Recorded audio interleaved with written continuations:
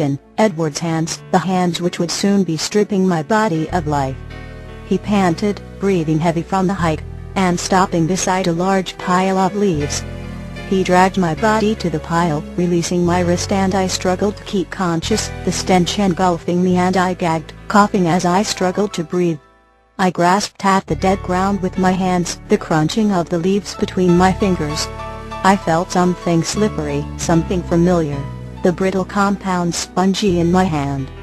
I wasn't alone lying here in the leaves. There was something beside me, something human. My fingers shaking, I rolled over, and there, staring back at me, was a pair of green eyes.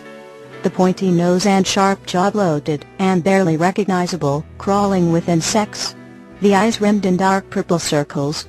It suddenly dawned on me as I looked into that face, there was no question in my mind, it was Edward. Vomit choked in my throat, and I sat up, spitting the bile in great gasps. I sobbed, his beautiful face broken and swollen, and I struggled to understand.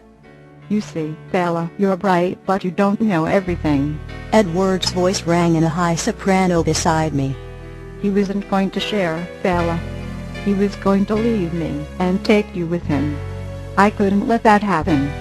"Edward, please," I sobbed, confused and teetering on the brink of insanity.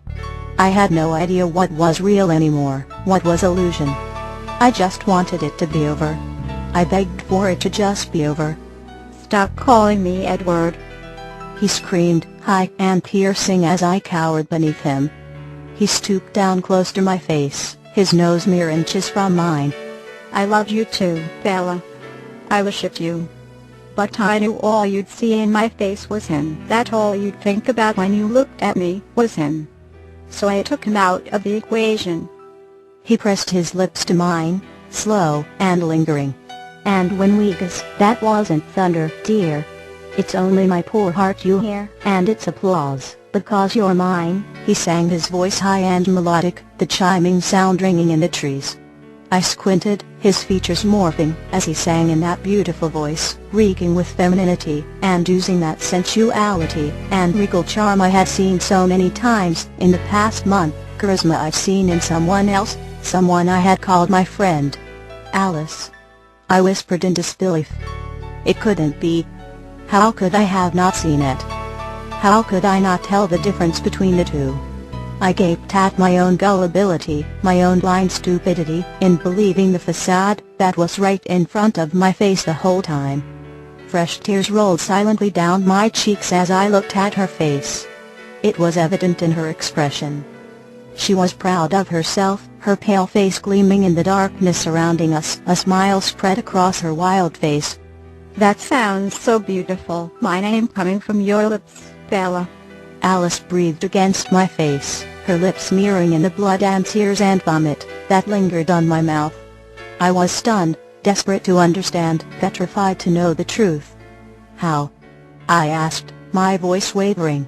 Alice pulled away, her hand wiping my mouth, cleaning my face. "It was really quite simple, love, much easier than killing my parents. There wasn't even any preparation to do, really. I knew you'd never love me for me, but you loved Edward. I heard him say it to you. Edward's never loved anyone, but he loved you. Yes, he cried for you when I killed him. We had gone for a hike like we often do, and he brought his flask like he often does. He was drunk and I had planned on poisoning him, but ended up slitting his throat because he wouldn't shut the fuck up about you." "Bella's so beautiful. I love her so much. I want to marry her and take her away from this place." Alice mimicked his voice so exact, so perfectly, I had to remind myself that it wasn't him, but his psychopath sister instead. "I left him here, in the forest, before running back to the house to hack off all my hair, using the shears to recreate the exact haircut I give him every month." My heart ached for my lost love, the body lying beside me void of those dreams, and I sobbed, the pain wrenching through my soul and bellowing in the forest. Motherfucking bitch. Anger built in my chest now, the fury causing my hands to shake. What about Jasper Whitlock? Where is his body? I knew she had killed him, I was sure of it. The evidence now realigning with Elias's disclosure. The gardener. What about him? Did you really think that he would have loved you like we did? Bella, he was just a distraction, and like I said, I got rid of him. Where is he? I said through clenched teeth. I didn't want her to get away with this. I owed it to Edward to stop her from ever doing anything like this again. Why, in the rose garden, of course. By the time they find his body, they'll have quite a hard time identifying him. He was quite careless with his clipping shears. Snip, snip, snip. Alice cackled, her high-pitched laughter ringing in my ears. Why, Alice?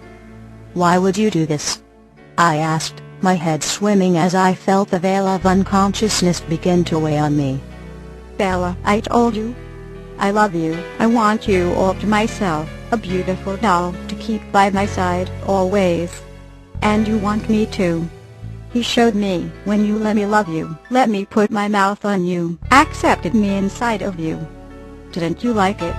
Alice asked, her hands caressing my face. Yes, but I thought I tried to say, but her hand covered my mouth. It doesn't matter what you thought. All that matters is how you feel.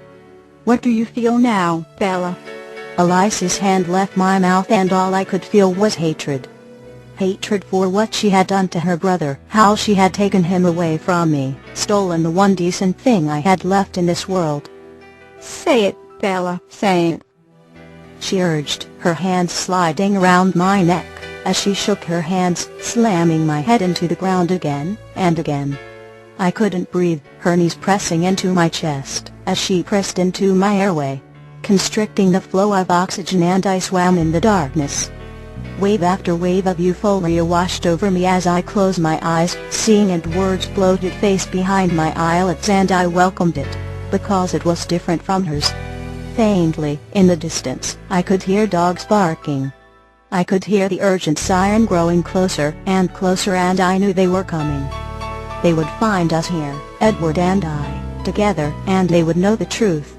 She wouldn't get away with it, and with this secure in my mind, I was resolved, absolution swiftly pouncing upon me as I pictured her in a mental institution.